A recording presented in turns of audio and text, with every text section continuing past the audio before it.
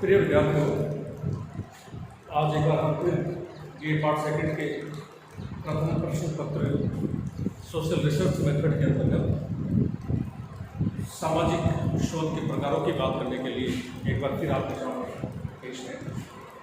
पिछली क्लास में हम लोग सामाजिक शोध के प्रकारों की बात कर रहे थे और आपको ये बताया कि सामाजिक विज्ञानों में जो सामाजिक शोध या जो सामाजिक अनुसंधान किए जाते हैं उनको हमने 5 भागों में बांटने का प्रयास किया था।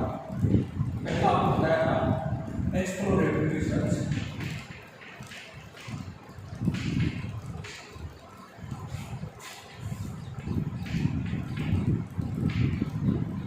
या अन्वेषणात्मक। दूसरा शोध का प्रकार आपको बताया था डेस्क्रिप्टिव रिसर्च,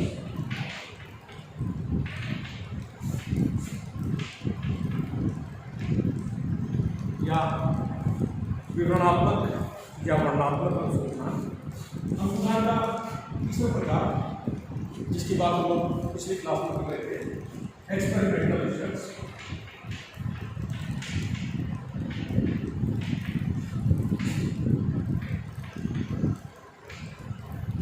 या परीक्षणात्मक या प्रयोगात्मक अनुसंधान। अगला जो प्रकार है रिसर्च का वो है पेयर रिसर्च।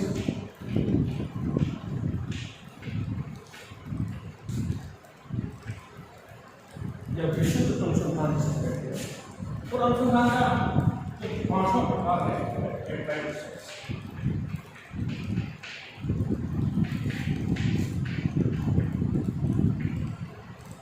या व्यावहारिक अनुसंधान जिसको हम लोग हिंदी में कह सकते हैं।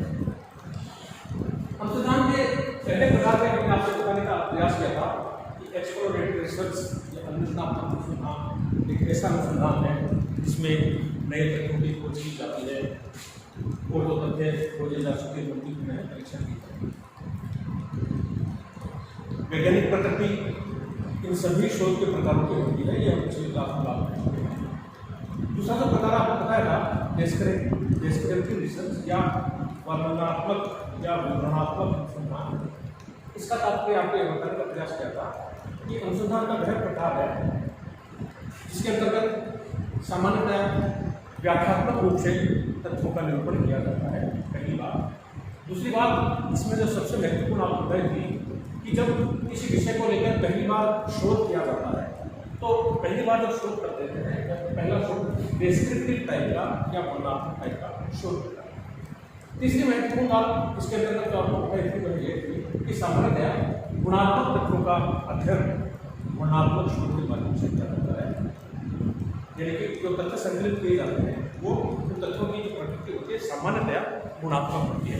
ये 2-3 बातें डिस्क्रिप्टिव रिसर्च के अंतर्गत आपको बताने की कोशिश की। अनुसंधान का तीसरा प्रकार जिसके लिए हम पिछली क्लास में बात करते हैं परीक्षणात्मक अनुसंधान या प्रयोगात्मक अनुसंधान या एक्सपेरिमेंटल रिसर्च। इसके अंतर्गत आपको ये बताया गया था कि इसमें हम लोग प्रयोग करते हैं, परीक्षण करते हैं। यूँ तो सभी सामाजिक शोध के प्रकारों की प्रकृति वैज्ञानिक होती है, लेकिन ये कुछ विशेष प्रकार से वैज्ञानिक है क्योंकि इसके अंतर्गत हम लोग जिस विषय को लेकर अध्ययन करते हैं उस विषय से संबंधित जो अध्ययन की इकाइयाँ होती हैं उन अध्ययन की इकाइयों के 2 भागों में बांटा जाता है। आपको बताने का कोशिश किया था कि एक्सपेरिमेंटल रिसर्च में हम इसको 2 प्रकारों में बांटा था। एक्सपेरिमेंटल रिसर्च 2 प्रकार के होते हैं, एक तो केवल पक्ष परीक्षण और एक होता है पूर्व पक्ष परीक्षण। जो केवल पक्ष परीक्षण होता है उसके अंतर्गत आपको बताया गया था कि जो हमारे अध्ययन की इकाइयाँ होती हैं जिस समूह का हमको अध्ययन करना होता है उसको 2 समूह में हम लोग बांट देते हैं। एक तो नियंत्रित समूह होता है और एक प्रयोगात्मक समूह होता है या परीक्षणात्मक समूह। 2 भागों में बांट दिया। नियंत्रित समूह पर किसी प्रकार का प्रयोग करने की कोशिश नहीं की जाती, लेकिन जो प्रयोगात्मक समूह है उस पर हम किसी कारक का प्रभाव देखने की कोशिश करते हैं, ठीक है। और उस कारक का प्रभाव डालने के पश्चात, किसी चर का प्रभाव डालने के पश्चात हम इन दोनों समूहों का अध्ययन करते हैं। और अगर इन दोनों समूहों में जिस विषय को लेकर हम अध्ययन कर रहे हैं कुछ परिवर्तन देखने को मिलता है तो हम कहेंगे कि वो जो परिवर्तन आया वो किसी चर के प्रभाव के कारण हमने जो प्रयोग किया है उस प्रयोगात्मक प्रभाव के कारण हमें देखने को मिलता है। ठीक है, इसको हमने केवल पक्ष परीक्षण कहा था। फिर एक और होता है इसमें पूर्व पक्ष परीक्षण। पूर्व पक्ष परीक्षण में क्या होता है कि नियंत्रित समूह या यथा समूह नहीं होता है, समूह को दो भागों में नहीं बांटा जाता है, एक ही समूह का प्रकार होता है। उसमें हम जिस समूह का अध्ययन करने जा रहे हैं उसका हम चर का प्रभाव डालने से पहले उसके तथ्य संकलित किए जाते हैं और उनका निष्कर्ष निकाला जाता है। उसके पश्चात हम किसी चर का या किसी कारणात्मक कारण का प्रभाव उस समूह पर डालते हैं। तत्पश्चात प्रभाव डालने के पश्चात हम उसका पुनः अध्ययन करते हैं। तो पहले वाले निष्कर्षों में, पहले वाले परिणामों में और बाद वाले परिणामों में अगर कोई अंतर आता है तो हमें देखने को मिलता है, हमें देखने को मिलेगा या ये मानते चलेंगे कि वह जो फर्क देखने को मिला है, अंतर देखने को मिलता है, वो किसी कारणात्मक कारण के कारण, किसी चर के प्रभाव के कारण या जो हमने प्रयोग किया है उसके परिणाम स्वरूप उस समूह पर प्रभाव देखने को मिलता है। तो हम निष्कर्ष निकालेंगे कि अगर किसी समूह पर किसी कारणात्मक कारक का, किसी चर का प्रभाव डाला जाएगा तो उसके परिणाम इस प्रकार के परिणाम देखने को मिलेंगे जो समाज के लिए अच्छे हो सकते हैं। ये अनुसंधान के 3 प्रकारों की बात हम पूर्व में कर चुके हैं। आज हम लोग प्योर रिसर्च और एप्लाइड रिसर्च, विशुद्ध अनुसंधान और व्यवहारिक अनुसंधान के बारे में बात करेंगे।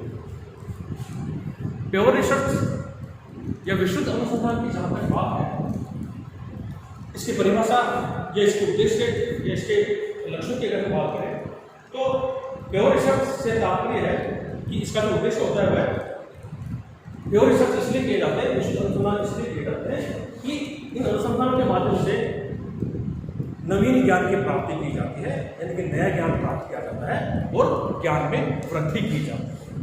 विशुद्ध अनुसंधान का जो उद्देश्य है वो यह है कि विशुद्ध अनुसंधान के माध्यम से नवीन ज्ञान को प्राप्त किया जाता है और जो ज्ञान प्राप्त हो जाता है उस ज्ञान में वृद्धि की जाती है। इसका सबसे महत्वपूर्ण उद्देश्य ये है।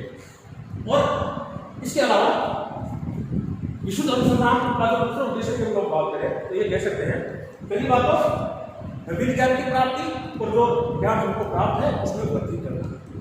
दूसरा जो प्योर रिसर्च या विशुद्ध अनुसंधान का उद्देश्य की हम बात करें तो उसका दूसरा उद्देश्य वह यह है कि जो सिद्धांत प्रचलन में है, विभिन्न अध्ययनों के माध्यम से जो सामान्यीकरण किए गए और समाज में जो सिद्धांत स्थापित किए गए उन सिद्धांतों की परीक्षा की जाती है।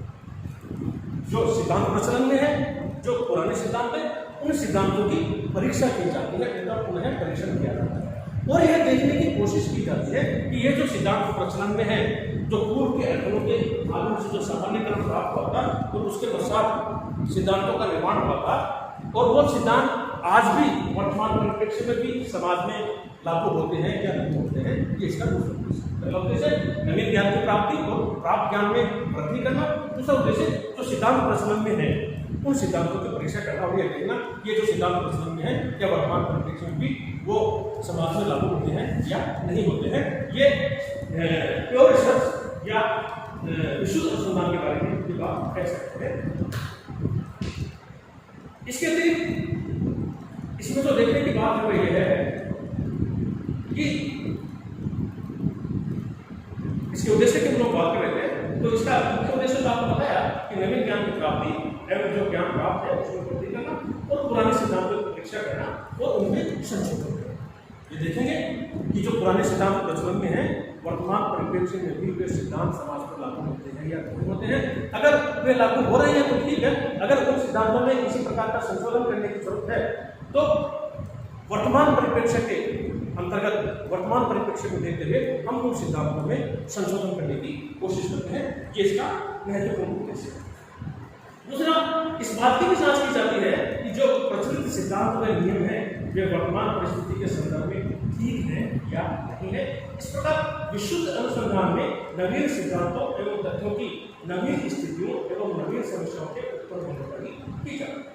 सैद्धांतिक ज्ञान हमें यह जानकारी प्रदान करता है कि सामाजिक पृष्ठभूमि का बौद्धिक उपलब्धि पर बड़ा असर पड़ता है, यानी कि जो सिद्धांत प्रचलन में है वे वर्तमान परिप्रेक्ष्य में या नवीन परिस्थिति में लागू होते हैं या नहीं होते हैं, यह देखने की कोशिश की जाती है।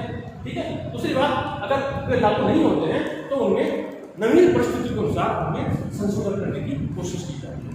फॉर एग्जाम्पल, इसके उदाहरण के माध्यम से हम ये बता सकते हैं कि मान लीजिए एक ऐसा परिवार है जिस परिवार की पृष्ठभूमि पिछड़ी हुई है।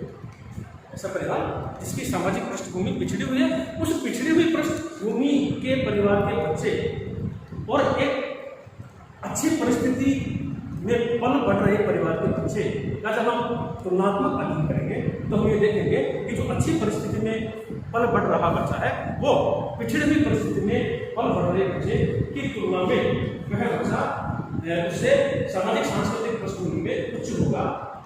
इसका प्रभाव बच्चों के बौद्धिक विकास पर पड़ता है। इसके उद्देश्य की बात हम लोग कर चुके हैं, एक बार पुनः सैद्धांतिक दृष्टिकोण से इसके उद्देश्य पर हम लोग प्रकाश डालना चाहेंगे कि जो विशुद्ध अनुसंधान है उसका उद्देश्य वह है विषय की दिशा निकालना, यानी कि हम जो शोध करने जा रहे हैं उस शोध से संबंधित अध्ययन क्षेत्र, उसका परिप्रेक्ष्य और उसकी विषय सामग्री को हम लोग निश्चित करते हैं।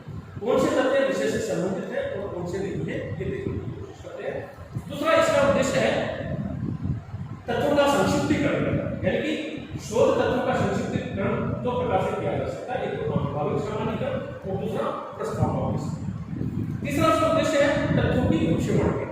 इसके अंतर्गत हमें देखेंगे कि कौन से तत्वों के घटने एवं प्रभाव पड़ने की संभावना है।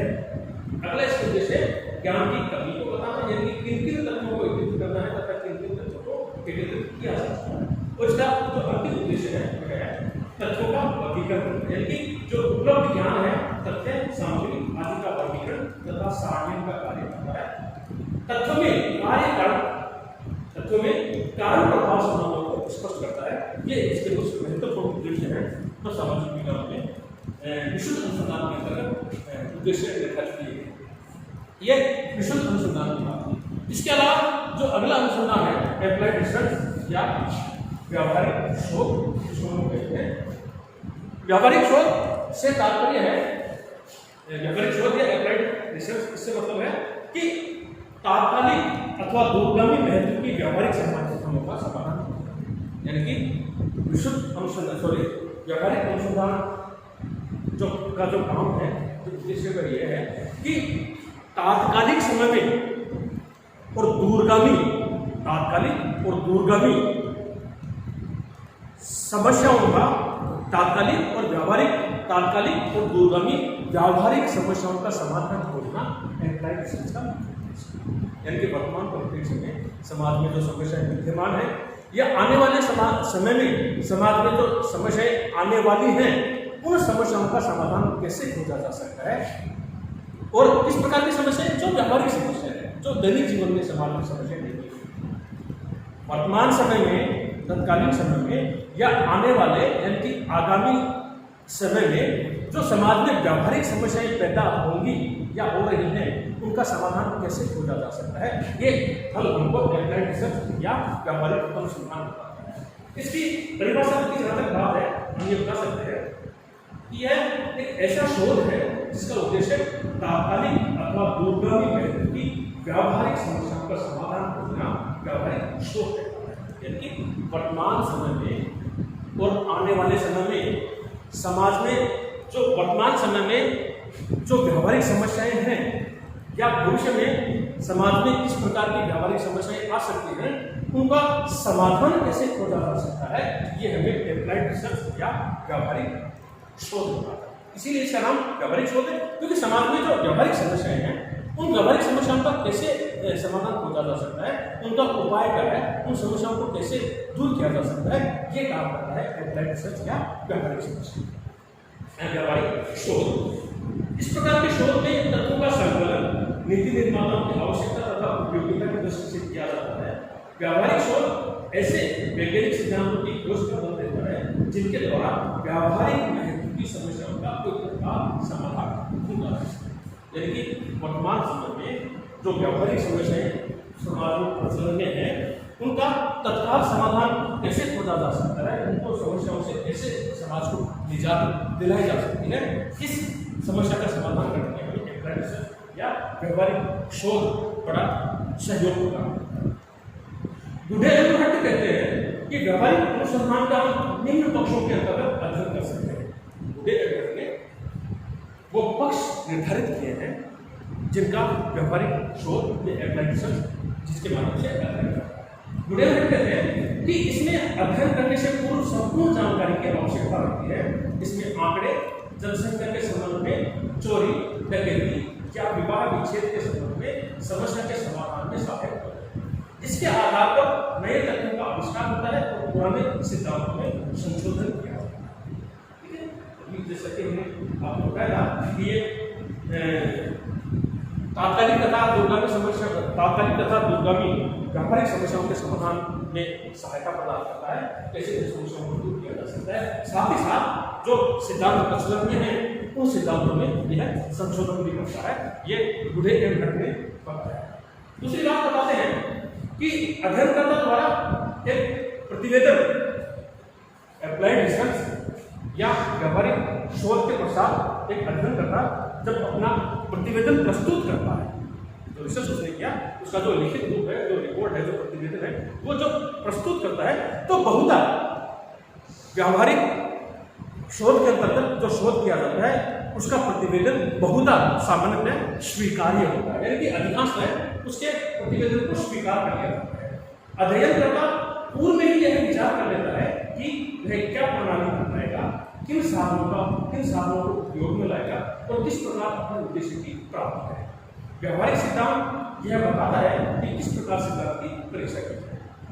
आगे जाकर गुडेल भट्ट कहते हैं कि व्यावहारिक अनुसंधान में व्याप्त अवधारणाओं में सुधार की काफी संभावनाएं हैं। जैसे जैसे नए प्रयोग संचालित किए जाते हैं, नई तकनीकी को प्रयोग में लाया जाता है, तो सामाजिक अवधारणाएं और भी स्पष्ट हो जाती है। यह अनुसंधान अवधारणाओं के विकास में भी सहायक है। इसमें अवधारणाओं की शुद्धता की जांच की, जैसा कि इसके नाम से ही वाकिफ है कि यह व्यावहारिक अनुसंधान है, तो इसमें अनेक सुधार की भी संभावनाएं हैं। जो समस्याओं का जो व्यावहारिक पक्ष होता है उसमें किस प्रकार से सुधार किया जा सकता है। गुडेल भट्ट कहते हैं सामाजिक विज्ञानों में एक विशेष समस्या के समाधान के लिए हमें अन्य विषयों, क्षेत्रों के विभिन्न सिद्धांतों और व्यावहारिक उपयोगिता में बहुत सामग्री प्राप्त करनी पड़ती है। इन सब का एकीकरण समाधान प्राप्ति के लिए किया जाता है और यह एकीकरण व्यावहारिक अनुसंधान से ही संभव है। यानी कि समाज में जो समस्याएं विद्यमान है उनका समाधान कैसे किया जाए, यह सब व्यावहारिक अनुसंधान के माध्यम से ही संभव है।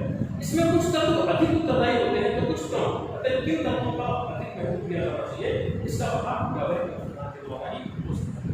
जैसा कि इसके नाम से ही ऐसा एहसास होता है कि ये सामाजिक समस्याओं के व्यावहारिक पक्ष का, समाज में जो व्यावहारिक समस्याएं हैं, दैनिक जीवन में जो समस्याएं आती हैं, उन व्यावहारिक समस्याओं को किस प्रकार से दूर किया जा सकता है, उन व्यावहारिक समस्याओं से किस प्रकार से समाज को निजात दिलाई जा सकती है, उस समाधान खोजने का जो तरीका है वो एप्लाइड रिसर्च या व्यावहारिक अनुसंधान। ये तो सामाजिक विज्ञानों में शोध के कुछ विभिन्न प्रकार थे जिनके माध्यम से अध्ययन विषय से संबंधित तथ्यों का संकलन किया जाता है। प्रकृति की जहाँ तक बात हमने आपको बताने की कोशिश की कि सामान्यतः सभी सामाजिक अनुसंधान की प्रकृति वैज्ञानिक होती है।